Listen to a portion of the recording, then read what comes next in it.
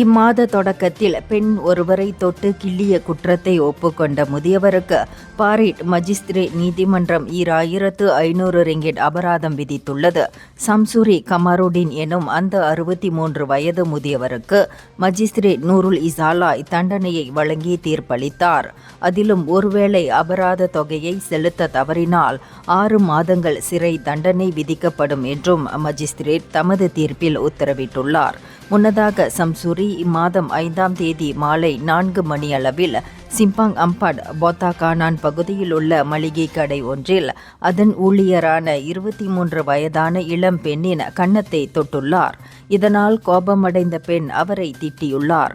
ஆனாலும் சம்சூரி மீண்டும் தமது செயலை தொடர்ந்ததால் அந்த பெண் கலக்கம் அடைந்துள்ளார். மீண்டும் வேலைக்கு போகவே அவருக்கு பயம் ஏற்பட்டதாகவும் தகவல் தெரிவிக்கப்பட்டுள்ளது. இந்தியர்களின் இதய குரல் மக்களோசை.